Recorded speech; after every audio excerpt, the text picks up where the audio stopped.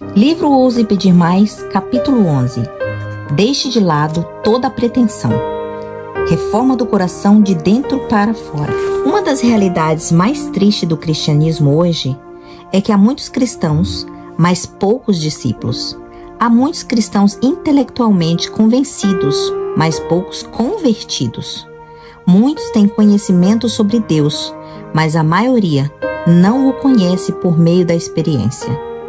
Muitos têm as chaves espirituais, mas elas não impactam a sua vida cotidiana. Em decorrência dessa triste realidade, Deus não pode trabalhar como desejaria. E na realidade, a nossa pretensão espiritual, sem verdadeira conversão do coração, acaba retendo as bênçãos celestiais.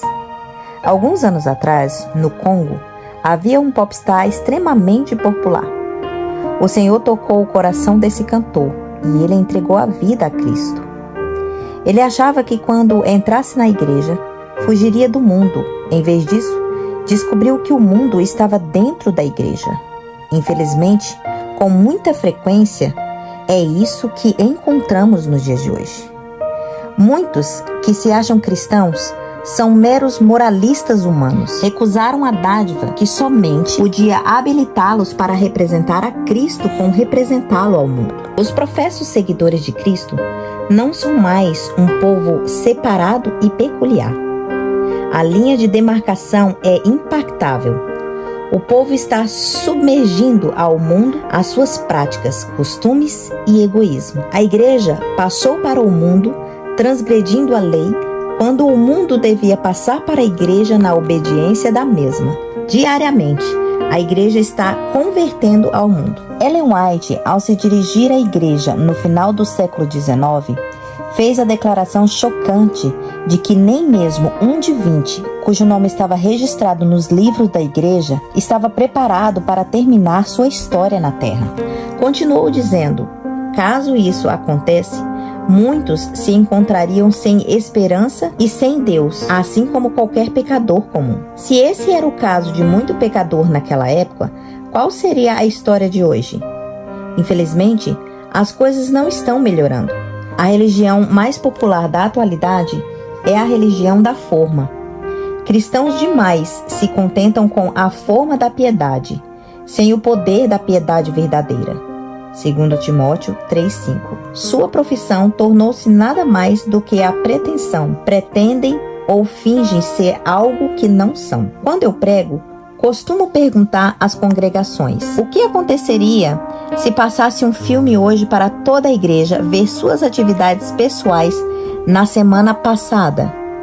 O que veríamos sobre a forma como você viveu, conversou com os membros da sua família, sobre os seus diálogos com os seus colegas de trabalho, as músicas que ouviu dentro do carro, as coisas que pesquisou na internet e seus pensamentos a respeito das pessoas à sua volta? Estaria tudo bem se o filme fosse mostrado para todos verem? É claro que o mais importante não é aquilo que os nossos irmãos veem, mas do que Deus vê. A Bíblia nos diz: o Senhor não vê como vê o homem vê o exterior, porém o Senhor vê o coração.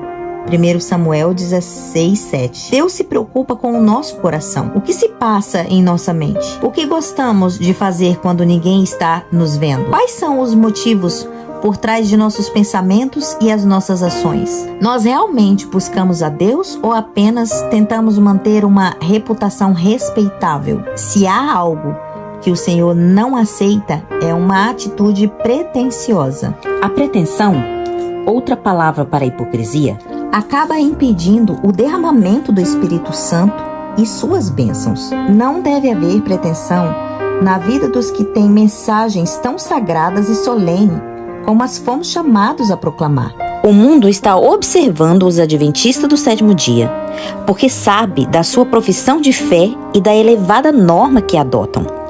E quando vê que não vivem à altura de sua profissão, aponta com escárnio. Será que a nossa profissão se transformou em mera pretensão? Será que nossa profissão se transformou em mera pretensão? Embora conseguimos nos enganar e possamos até enganar aos outros na maior parte do tempo, lembre-se que não conseguimos enganar a Deus por tempo nenhum. Se realmente queremos respostas às nossas orações e eficácia no ministério, além de estar preparados para nos encontrar com Jesus, toda forma pretensiosa de cristianismo deve parar. Ponto final. Precisamos nos converter diariamente.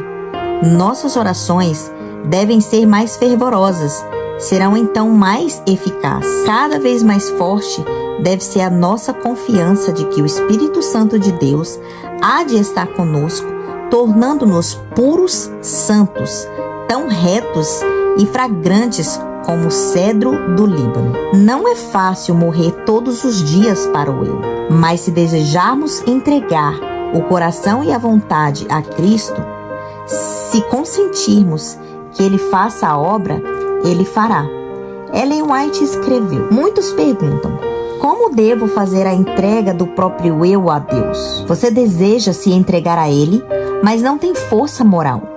É escravo da dúvida e controlado pelos hábitos de sua vida de pecado. Suas promessas e relações são como palavras escritas na areia. Não consegue controlar os pensamentos, os impulsos e as afeições. O conhecimento de suas promessas não cumpridas e dos votos violados enfraquece a sua confiança na própria sinceridade, fazendo com que você pense de que Deus não pode aceitá-lo. Mas você não precisa se desesperar. Só precisa compreender a verdadeira força da vontade. Este é o poder que governa a natureza do homem. O poder de decidir e escolher. Você não pode mudar o próprio coração nem por si mesmo, entregar suas feições para Deus, mas você pode escolher servir a Deus. Você pode dar-lhe a sua vontade. Ele então operará em você o querer e o fazer segundo a sua graça. Desse modo, toda a sua natureza está sob controle do Espírito de Cristo. Suas afeições ficarão centralizadas nele e os seus pensamentos estarão em harmonia com ele. Esse é o poder extraordinário de Deus, quando permitimos que ele nos muda de dentro para fora. Esse é o segredo. O tempo está se esgotando. Jesus breve voltará e a mensagem do Evangelho precisa rodar ao mundo inteiro. Contudo, para que Cristo possa nos usar e responder às nossas orações, devemos deixar de lado toda a pretensão.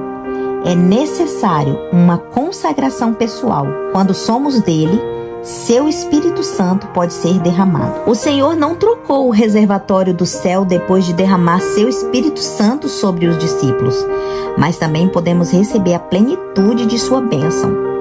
O céu está cheio de tesouros de sua graça, e aqueles que se aproximam de Deus em fé podem reivindicar tudo o que foi prometido. Se não temos seu poder, é por causa de nossa letargia espiritual, indiferença e indolência. Saímos dessa formalidade e morbidez.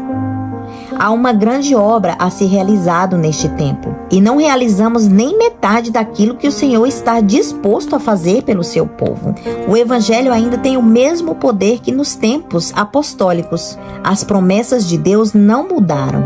É seu povo que deve mudar. Ele está em busca de discípulos, seguidores consagrados e comprometidos. Ele nos deu tudo o que necessitamos para viver de forma piedosa, segundo Pedro 1:3. Mas nos pede que trilhemos o caminho mais elevado.